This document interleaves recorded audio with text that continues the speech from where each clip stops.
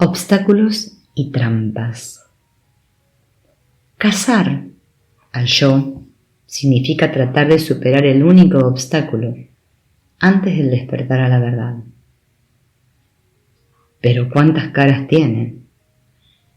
Lo que pronto se delatará como un gran depósito de obstáculos es la llamada mente, con sus principales cualidades, la inquietud y el embotamiento.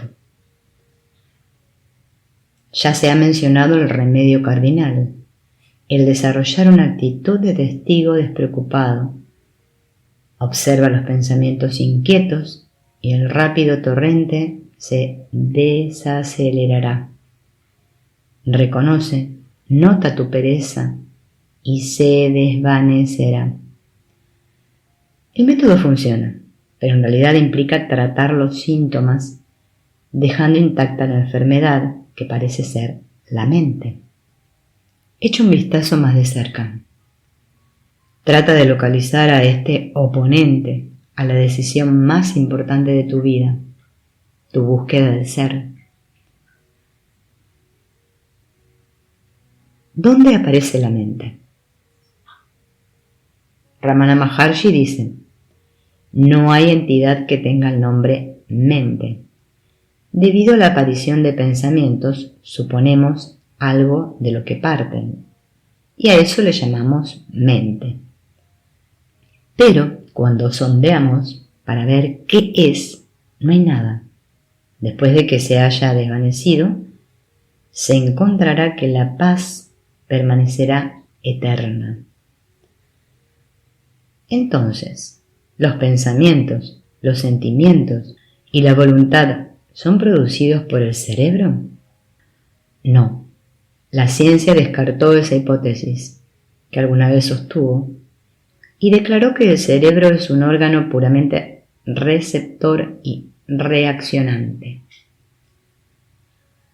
La psicología occidental habla de regiones subconscientes dentro del individuo como la fuente de mucho material para la llamada mente.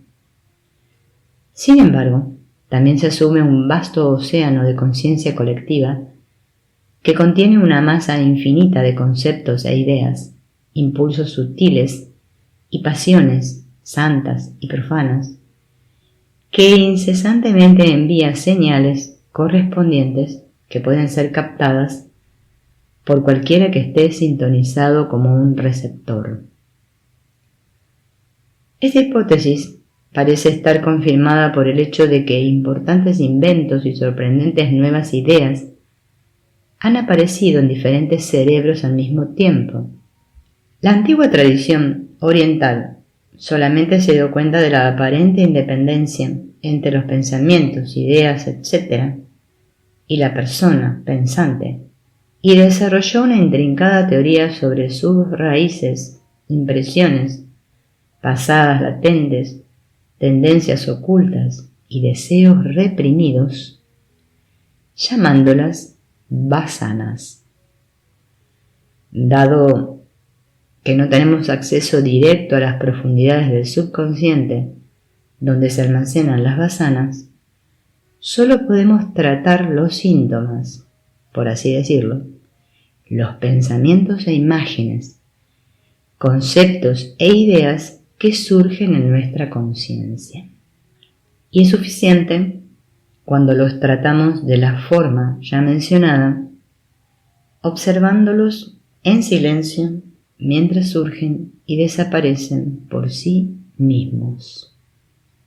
La meditación sin objetos en el estado de vigilia hace surgir más de ellos que lo usual.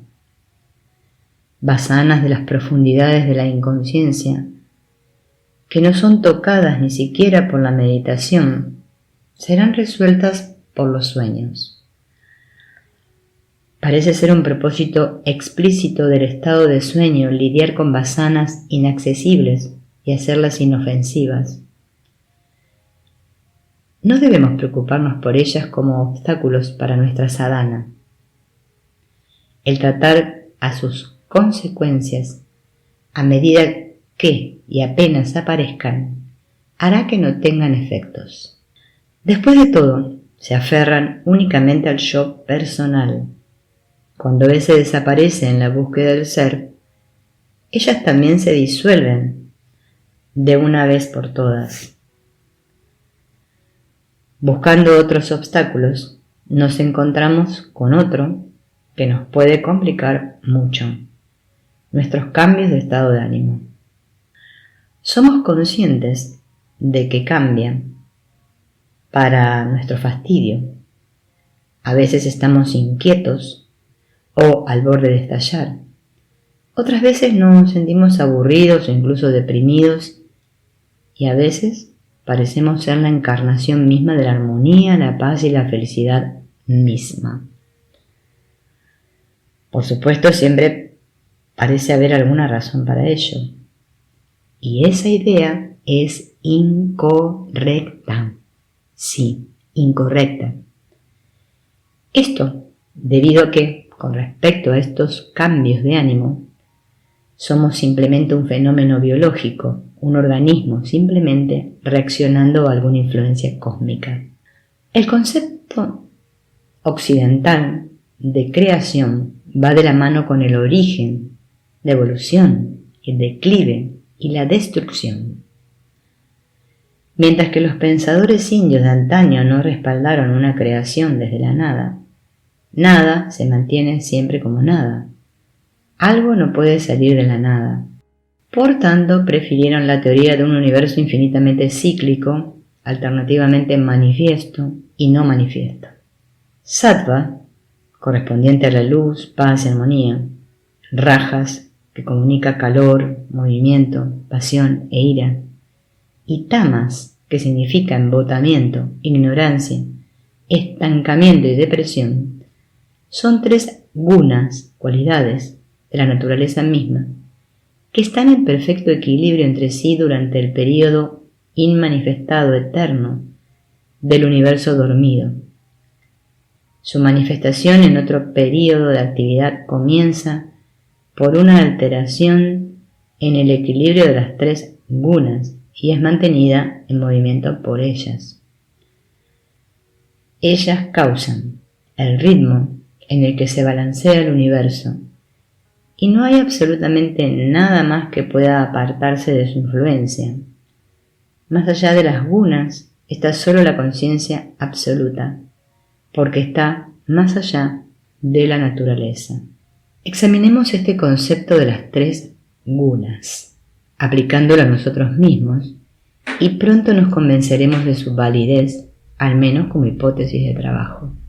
¿No es cierto que todos conocemos esos despertares matutinos en que nos sentimos verdaderamente felices o miserables y no encontramos una razón particular para ello?